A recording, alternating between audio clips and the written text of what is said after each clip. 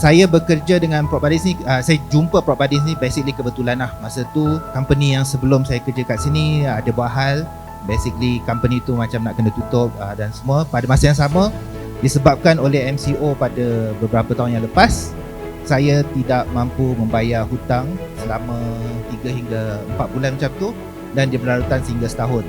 Jadi apabila saya baru saja masuk bekerja di PropBuddies, bank telah mengeluarkan notis untuk saya kosongkan rumah dalam tempoh seminggu macam tu lah.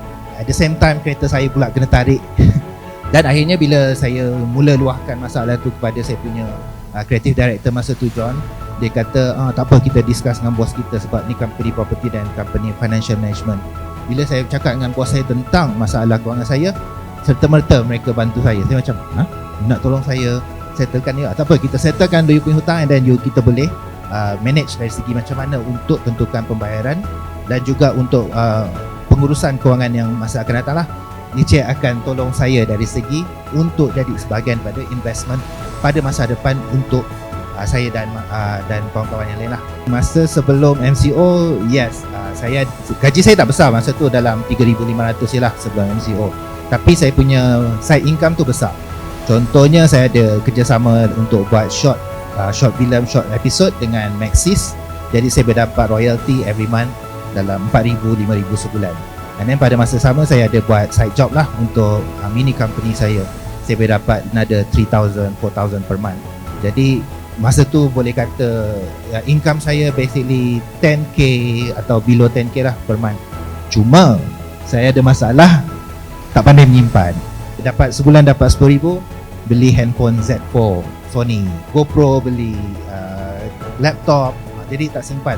Saya faham pada masa tu kepentingan untuk menyimpan, tetapi adakah rasa kesedaran dari segi literasi kewangan tu mencorak dalam diri saya? Saya rasa tidak, sebab kita tahu kita memang kena simpan, tapi macam mana nak simpan? Berapa banyak kena simpan? Mungkin tak apalah, kita pakai dulu duit yang kita simpan ni, maybe boleh pakai, kita boleh cari lagi banyak duit untuk top up yang kita nak simpan tu. Kononnya akhirnya tak simpan langsung. Definitely sangat berterima kasih lah kepada PropBuddies. Of course kepada semua bos-bos saya yang banyak guide saya untuk belajar pengurusan kewangan dengan lebih efektif. Apabila kita join kelas Golden 10 Years ni, saya dapat tahu macam benda yang kita tak pernah tahu, rupanya kita boleh invest kat situ. And then pada masa sama kita akan tengok dunia ni dengan cara yang lebih berbeza. Kita akan nampak, rupanya ada cara-cara untuk save money and then invest. Pada masa sama kita boleh enjoy for the future. Saya harap kepada semua yang datang pada hari ini dapat sertai bersama-sama seminar Golden 10 Years ni, dan sama-sama kita mengubah masa depan kita.